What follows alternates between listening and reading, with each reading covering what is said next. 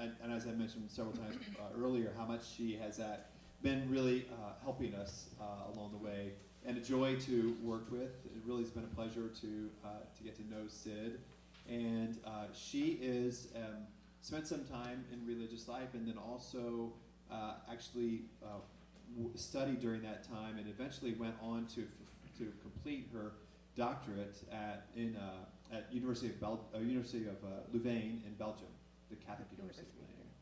But don't let that fool you. I'm really Catholic. So everybody, welcome, please, Sid Baca. Yeah, right.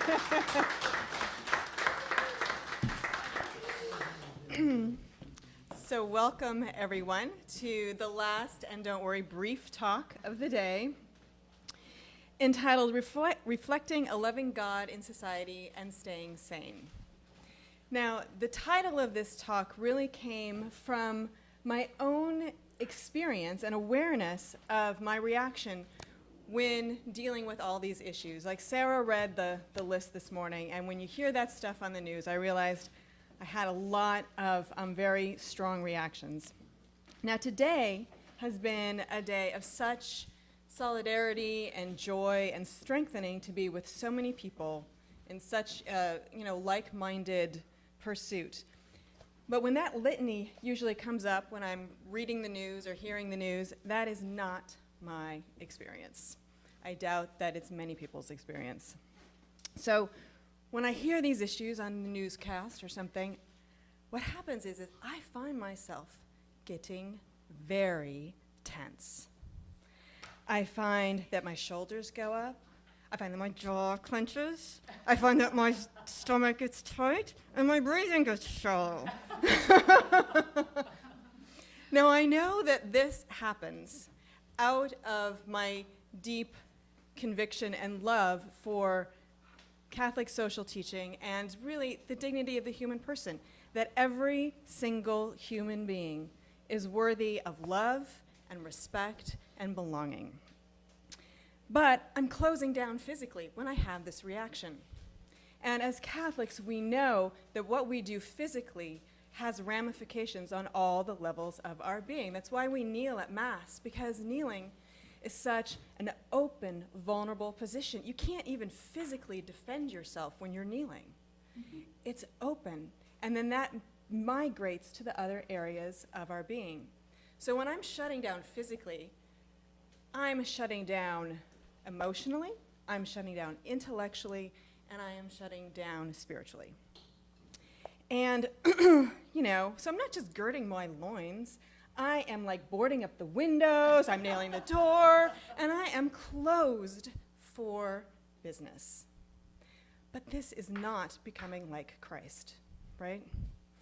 So, the more closed and tighter my reactions, the more frustrated and exasperated I get. And sort of through my clenched teeth, I just want everyone to follow the rules. It would just be so much easier if everybody just followed the rules. I don't care if you understand them, just follow the rules. But this tight response of would everyone just follow the rules, as, I think Father Mulholland expressed it so beautifully. It was this is not the spirit of true Catholic social teaching. This is not it. And the paradox is, it's kind of funny, even though it comes out of a desire to defend that, and it comes out of a very good place, it's not embodying them at all. And as being, people of the incarnation and understanding how valuable that is, that's what we really want to work towards. So, and given that so much of our culture is running fast and furiously in the absolute opposite direction of what we hold for, it's an understandable reaction. It's human nature. When what we love and care for gets attacked, we want to defend it, and we get defensive. But I started to realize as I was pondering all of these issues in light of Vocare that, in a way, then this is my own first opportunity for growing and staying sane while doing this. So, of course, we want to be leaven, we must be leaven, but we also have to be very honest and realize that even while we all passionately believe and defend these doctrines and teachings, we're all also still on our own path. Oh, I need my compendium. It's actually in my ring. Thank you very much. Sorry, I wasn't expecting a fireside chat, and I think I got a little discombobulated. Thank you very much. We're also on our way ourselves towards converting ever more fully to what they are teaching. And it was really my great joy to discover in the compendium. So I'm working on chapter 3, and which is the human person and human rights. And in paragraph 137, it's talking about the whole tension between human freedom and justice. And what do we do when we see injustice, and how do we work with that? And it says, removing injustices promotes human freedom and dignity. Nonetheless, the first thing to be done is to appeal to the spiritual and moral capacities of the individual and to the permanent need for inner conversion if one is to achieve the economic and social changes that will be truly at the service of man. What a beautiful phrase, the permanent need for inner conversion. Now, it may sound strange to say this to a room of all of us really committed and passionate Catholics, but we all still are on this path of conversion. I mean, the way that the compendium states it, it's like this is something that we all have to keep working on and deepening in our understanding. And it can be an easy thing to forget, especially when we're feeling besieged, when we're feeling defensive, and trying to defend the essence of what it means to be human in a world that could not disagree more. So this permanent need for inner conversion really reminds me of, as John mentioned, I spent time in religious life, and it was Benedictine, and the Benedictine vows, which are slightly different than what we're used to hearing as religious vows. We're used to hearing poverty, chastity, and obedience. The Benedictine vows are obedience, stability, and conversion. And poverty and chastity are still included, but I believe they're included under obedience. And it's this incredible complementarity of these three, but I'm going to focus on particularly on stability and conversion for this talk, that I think are so key for human nature, not just monastic life, but human nature, and for doing this work of outreach. And I think the compendium with this wonderful phrase, the permanent need for inner conversion, is really tapping into this ancient wisdom in the church. So stability is, in the monastic vows, on a literal level, it means, you're pledging to this monastery, but it has an inner dimension. And the inner dimension is, for us in this particular project, is we have the church's teaching. We have the compendium, but we have the whole wealth of the church's teaching to turn to. We have the Eucharist, we have prayer, and we have gatherings like this and the future Vocare chapters to nourish each other precisely in this work. But as stability, it's the ground, it's the floor, it's not the ceiling. It's our soil, and it's what's supposed to nourish us. But when a plant is planted in soil, it grows deeper and it grows higher. And that's what we're really called to constantly do. And that's what I'm calling this aspect of conversion, so that we are continually understanding the mysteries of the church and her teachings on ever deeper levels. So, the world at large really doesn't care about Catholic social teaching, and really just sees it as a whole list of rules that it probably finds pretty oppressive, offensive, and doesn't understand at all, as we've all talked about today. Whoa. Just to mark that point. Yeah, that's all right. Yes, it certainly does. But, as Sarah did today, it's like, so we have the whole rich tradition of the church, but we have also the world at large to use. You know, as Justin Martyr said, if it's true, it's Christian. So we don't have to be afraid of using all of this information in the world. Like Sarah was using all of those studies to talk about the family. And there are a lot of studies too that talk about how, that are, you know, done by the National Census Bureau and the National Health Organizations that talk about how couples who live together before they get married have a much higher divorce rate.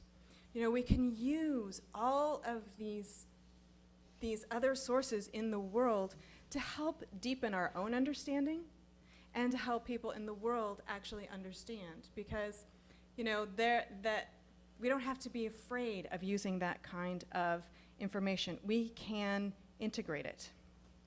And then that will help us stay open too, because then we can actually see more of what's actually happening in the world, use it, and we're grounded in if it's true, it's Christian, and not in a sort of isolationist, if it's Christian, it's true approach, which would be just staying grounded in, which is really kind of, in a way, a more Protestant kind of approach.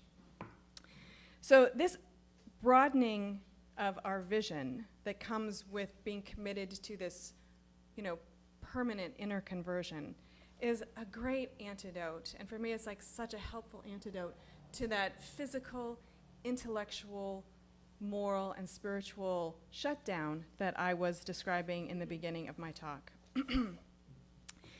And another aspect, as I was doing my research for the chapter and for this talk, I was, you know, doing a lot, because it's on human rights. I was doing a lot of reading about, you know, in that area, and I started, you know, there was always this list of what I started to call the usual suspects.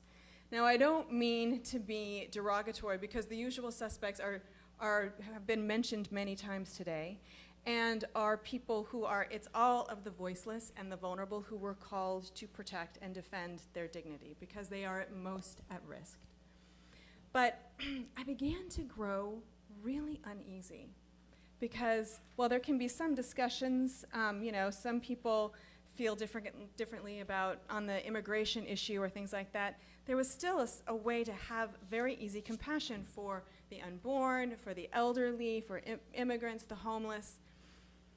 And I was feeling like this should bite more. Where is it that I need to grow in this? Because I'm a committed Catholic, I believe all of this, but I have something more I need to do, and what is that? And I realized that actually, if we really believe and hold that every single person is worthy of respect and love and belonging, every single one, and as the compendium says, if we selectively hold this for some people and not others, then we're failing. We're not really holding to the teaching of the church. Then that also includes everybody who is violating the dignity of the usual suspects as well. It meant that I have to have this attitude towards the doctors and employees of Planned Parenthood. It means I have to have this for terrorists, for murderers. And I was like, whew, yeah, because you know what? When I initially hear those things, my honest reaction is, oh no, not them. I mean, all of the usual suspects, yes, but no, not them.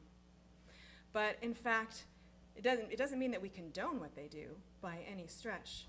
But we have to realize that that being in the image of God, this dignity exists no matter what you do, no matter what you have done or are currently doing. You are still worthy of this. And what we have to do is really invite the world into our continual conversion process, and to realize that we too are converting and that we need to bring them in with us. So when I realized this, that there was this list of usual suspects, and really, okay, and I finally landed on, okay, here's where I actually need to grow. Because I struggle with that. It's hard to grant that dignity and respect to those other people, but that's essentially the work to do. And I realized that gave me a much more compassionate approach in doing this kind of work, because then I could say, okay, I see that this, and we see that this is the most healing way to go about all of these difficult issues. And it's not the easy way. It's the most healing way. And since I am still converting myself on ever deeper levels, I can invite people in to that and not just sort of say, hey, I've got the answer, and I want you to have this answer too. It's like, I see that this is the vision, and I'm working towards it too. And I think this is really part of how we can moderate and stay sane and even enjoy this process in realizing that we have our own work to do in converting ourselves on ever deeper levels. And we can do this with this wonderful complementarity of stability and conversion, of knowing that we have this community and these teachings to pull on. And so then we can just stay grounded in, if it's true, it's Christian, and not be afraid and proceed with joy. Thank you very much.